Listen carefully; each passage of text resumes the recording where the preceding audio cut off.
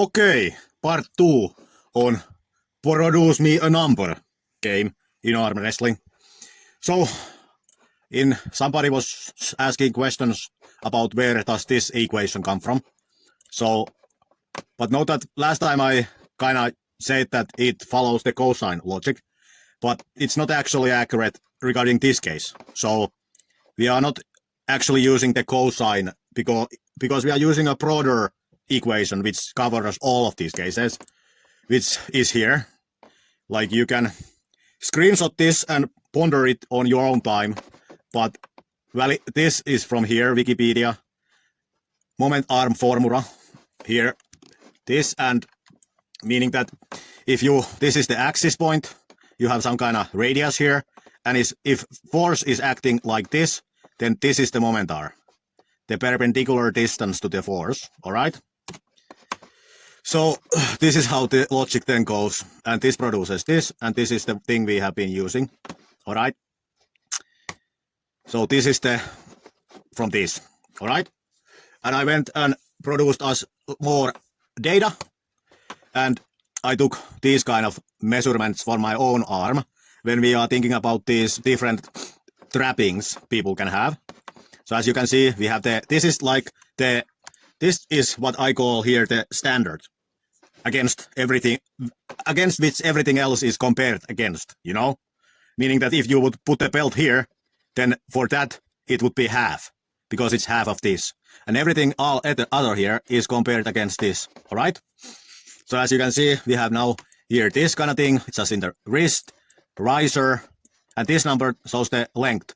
Obviously, this is not in centimeters or meters, it's just the software's whatever it is, but it doesn't matter whatever it is because we are just caring about the ratio, you know?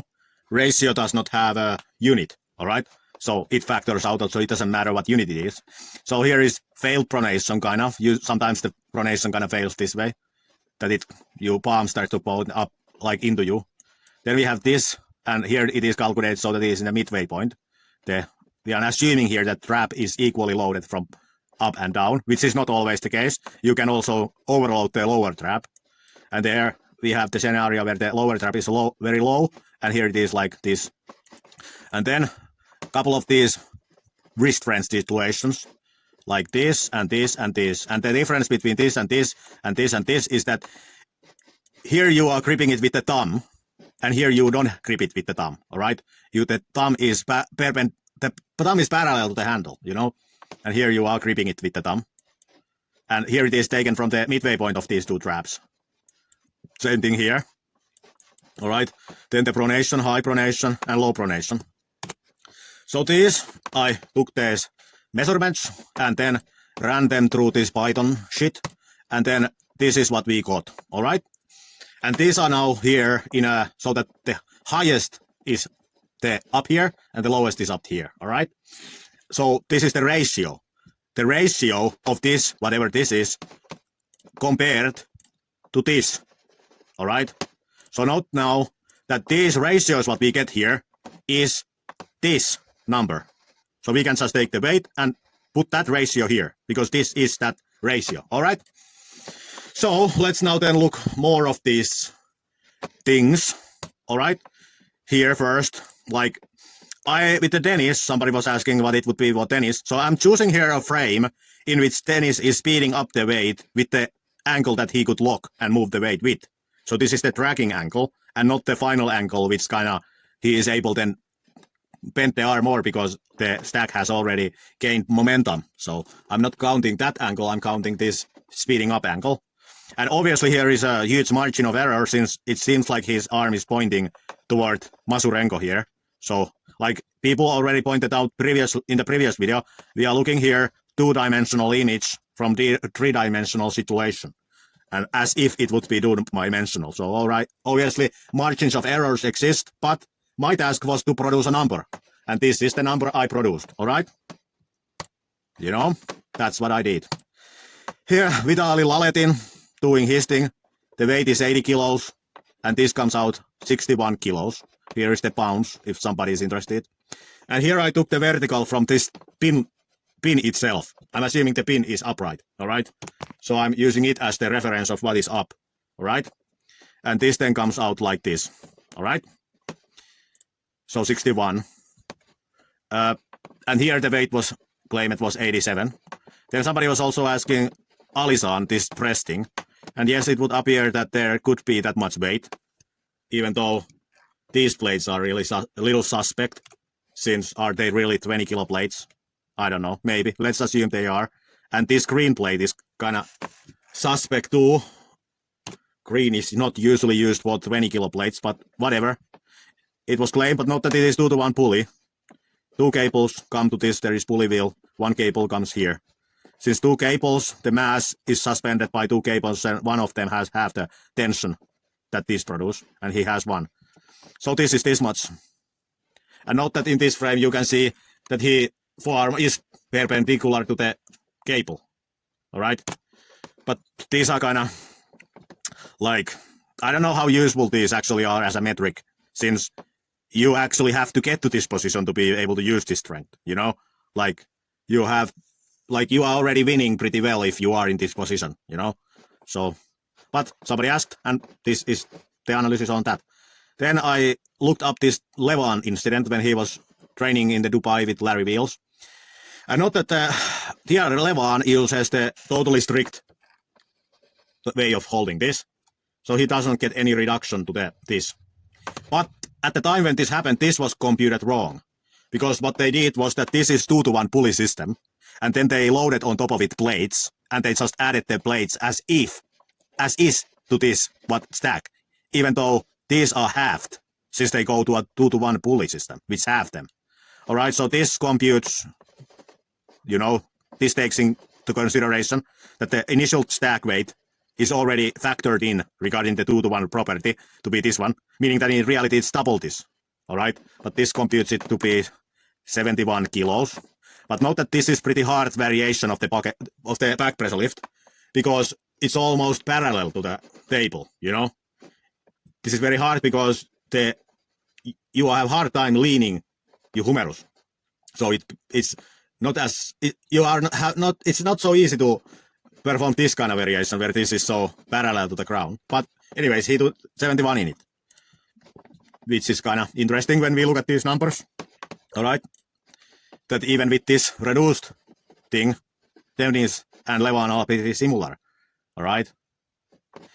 Okay, then somebody was asking this Hermes incident, and I believe the weight here claimed is 67 kilograms, if I'm not wrong. And I'm using here the riser not fallen, because the other image was the riser fallen, but note that in here it seems like the riser is a little bit fallen, but it's differently fallen than in my image, all right? So this might actually increase the lever arm instead of reducing it, because here you can see that the riser fallen in my case, then I had the palm a little bit up, like facing my palm facing my face, it's a little bit less than the riser not fallen. All right, so I'm choosing the riser not falling, since this might even be greater level arm increase.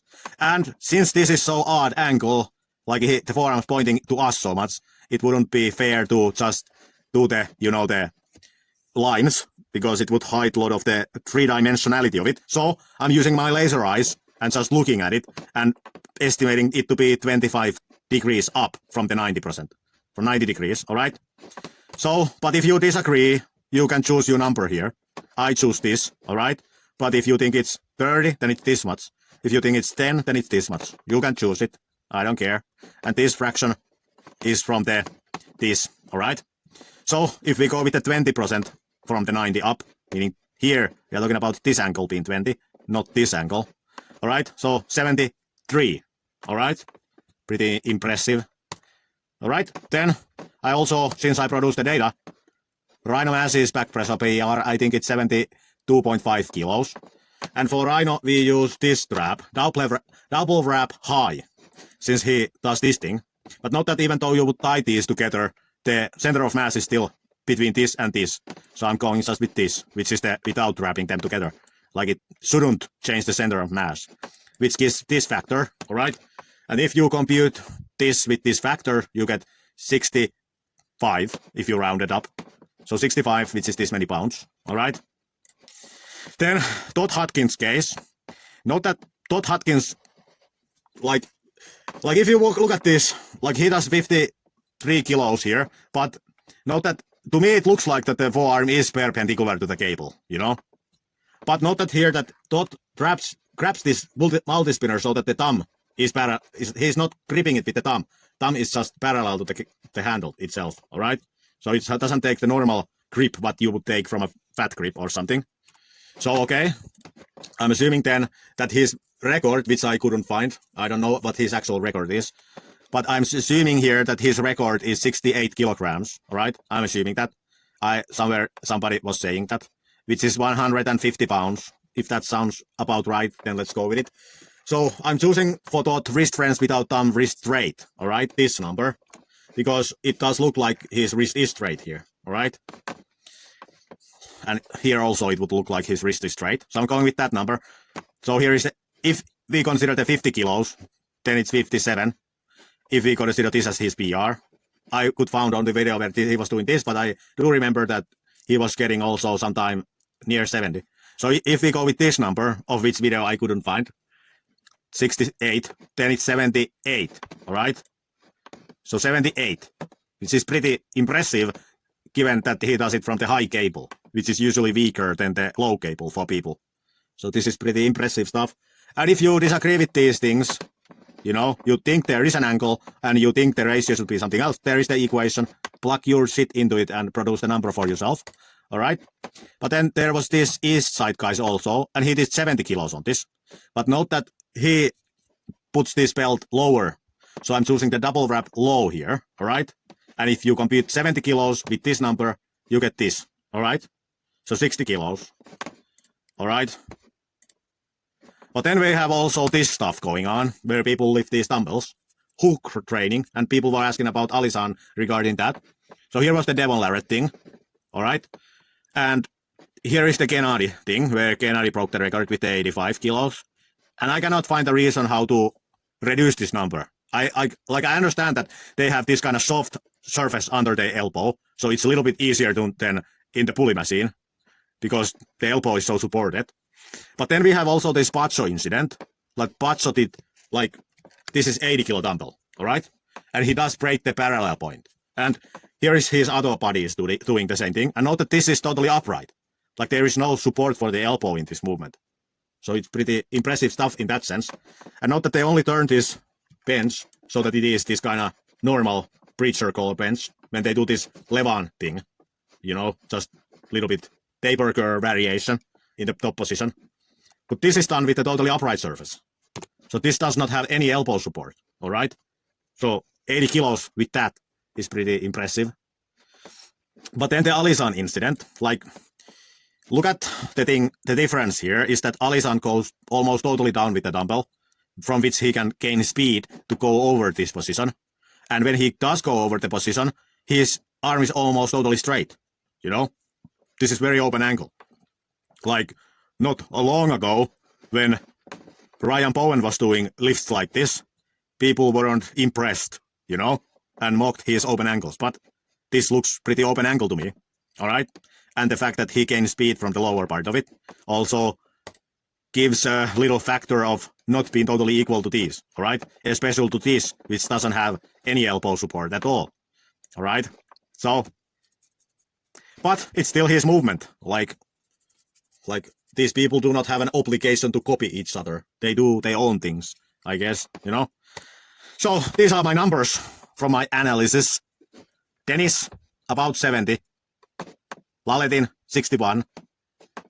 Levan, 71. Hermes, 73. Rhino, 65. And Todd, 78. And East Side arm wrestling guy, 60. And then these, you know? That's my analysis.